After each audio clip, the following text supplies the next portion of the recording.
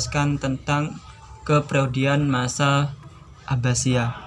Ya, pada masa Daulah Abbasiyah itu terbagi menjadi dua masa. Yang pertama masa integrasi, yang kedua masa disintegrasi.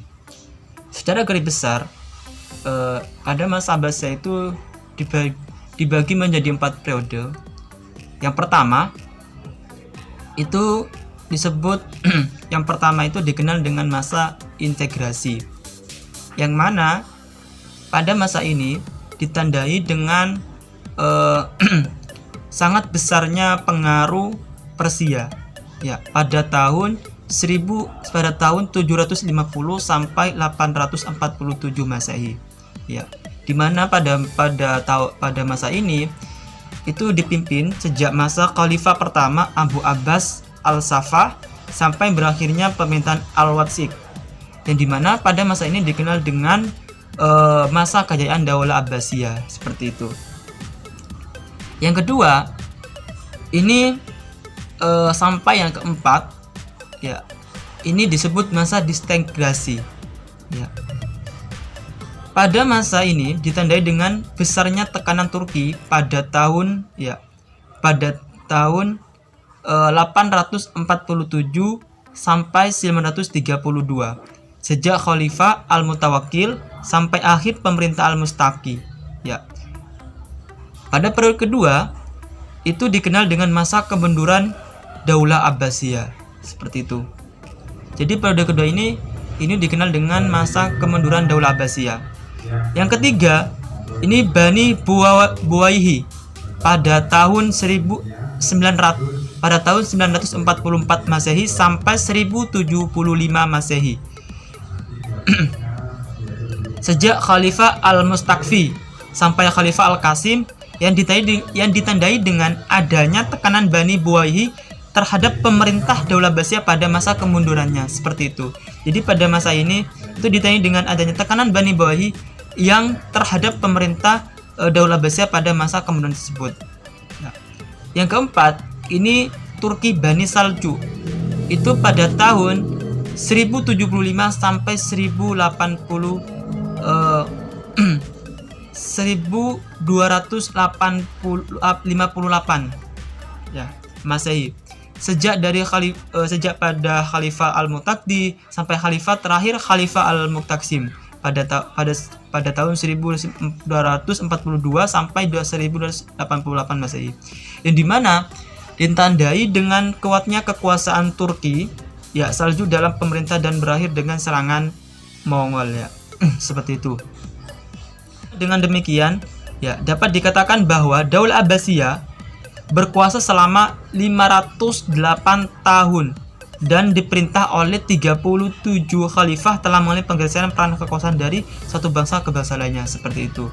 Di sini saya Bila Darusjana NIM E2019-2113 akan menjelaskan tentang pendirian dinasti Abbasiyah.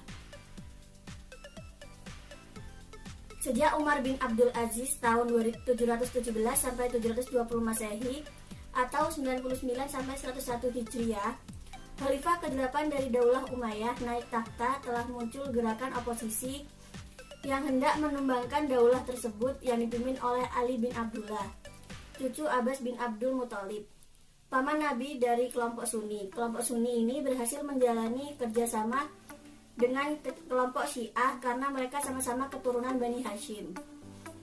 Kedua kelompok di atas juga menjalin kerjasama dengan orang-orang Persia karena orang-orang Persia dianaktirikan oleh Daulah Umayyah baik secara politik, ekonomi maupun sosial.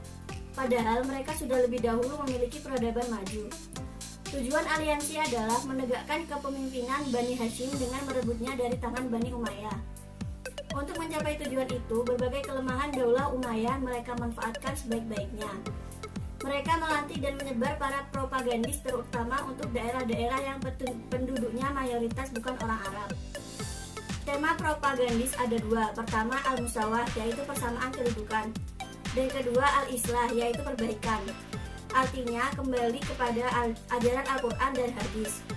Tema pertama amat menarik di kalangan muslim non-Arab karena mereka selama ini dianaktirikan oleh Daulah Umayyah, baik secara politik, sosial, dan ekonomi. Sedangkan tema kedua menarik di kalangan banyak ulama Sunni karena mereka melihat para khalifah Daulah Umayyah telah menyimpang dari Al-Quran dan Sunnah Nabi. Pada mulanya mereka melakukan gerakan rahasia, akan tetapi ketika aliansi dipimpin oleh Ibrahim bin Muhammad, gerakan itu berubah menjadi terang-terangan. Perubahan itu terjadi setelah mereka mendapatkan sambutan luas, terutama di wilayah Khurasan yang mayoritas penduduknya Muslim non-Arab. Dan setelahnya masuklah seorang jenderal cekatan dalam gerakan ini, yaitu Abu Muslim Al-Hurusani. Dia adalah seorang... Perkenalkan, nama saya Dinda Nur Hasanah Hoiriyah, NIM E 2019-2111. Saya dari kelompok 3. Di sini saya akan menjelaskan tentang pola pemerintahan dinasti Abbasiyah. Pada zaman Abbasiyah, konsep kekhalifahan berkembang sebagai sistem politik. Menurut pandangan para pemimpin dinasti Abbasiyah, kedaulatan yang ada pada pemerintahan atau khalifah adalah berasal dari Allah, bukan berasal dari rakyat sebagaimana diaplikasikan oleh Abu Bakar dan Umar pada zaman Khulafaur Rasyidin. Hal tersebut dapat dilihat dari perkataan Al-Mansur, "Saya adalah sultan Tuhan di atas buminya." Kemudian pola pemerintahan yang diterapkan berbeda-beda sesuai dengan perubahan sosial, politik, dan juga ekonomi dengan budaya yang terjadi di setiap masa tersebut. Dinasti Abbasiyah dibagi menjadi 5 fase pemerintahan dan sistem politik yang dijalankan, yaitu para khalifah tetap dari keturunan Arab, sedang para menteri, panglima, gubernur, dan para pegawai lainnya dipilih dari keturunan Persia dan Mawali. Kota Baghdad digunakan sebagai ibu kota negara, yang menjadi pusat kegiatan politik, ekonomi, sosial, dan kebudayaan. Kemudian ilmu pengetahuan dipandang sebagai sesuatu yang sangat penting dan sangat mulia. Kemudian kebebasan berpikir sebagai hak asasi manusia yang diakui sepenuhnya. Para menteri keturunan Persia diberi kekuasaan penuh untuk menjalankan tugasnya dalam pemerintahan. Dalam menjalankan pemerintahan, Abbasiyah dibantu oleh seorang wazir atau perdana menteri, dan jabatannya disebut dengan wizarat. Wizarat sendiri dibagi menjadi 2, yaitu wizarat tanfidz atau sistem pemerintahan presidensial. Yang kedua yaitu wizarat tafwil atau parlemen kabinet. Saya Nur Kamila Ismi, NIM E 2019-2125. Di sini saya akan sedikit menjelaskan tentang ekspansi wilayah dinasti Abbasiyah. Nah, Islam pernah berkuasa di Eropa selama berabad-abad. Kekuasaan Islam datang dan pergi, meninggalkan catatan dalam sejarah. Sebagiannya meninggalkan torehan hitam dan di penggalan lain menyisakan kegemilangan dan warisan berharga untuk kemajuan Eropa meski kerap dinafikan. Dalam mukodimahnya, Ibnu Khaldun menegaskan bahwa jika Tuhan berkehendak memberangus peradaban, mereka akan diuji dengan seberapa jauh konsisten dan komitmen memegang nilai dan moralitas tersebut di saat kemaksiatan merebak di mana-mana. Inilah yang terjadi terhadap runtuhnya peradaban Islam di Andalusia, Spanyol. Pada masa pemerintahan Bani Umayyah, perluasan wilayah kekuasaan Khalifah Islamiyah, lembaga pemerintahan dalam Islam, dilakukan ke timur, utara, dan barat. Perluasan ke utara dilakukan dengan menyerang wilayah Kekaisaran Bizantium. Menurut Taufik Abdullah dalam bukunya yang berjudul Ensiklopedi Tematis Dunia Islam, dijelaskan Bani Umayyah juga memperluas wilayah kekuasaan ke semenanjung Iberia, Andalusia atau Spanyol, yang dikuasai oleh bangsa Gothia. Perebutan wilayah kekuasaan dipimpin oleh Panglima Perang Torik bin Iyad. Ia berhasil menaklukkan kota Cordoba, Granada, dan Toledo yang merupakan ibu kota Visigoth. Selanjutnya, Bani Umayyah berhasil menaklukkan Sevilla, Zaragoza, dan Barcelona. Daerah Aragon dan Kastilia juga bertekuk lutut. Sesudah itu menuju ke timur laut sampai pegunungan Pirenia menaklukkan terhenti karena Khalifah Al-Walid memanggil pasukan pulang ke Damaskus.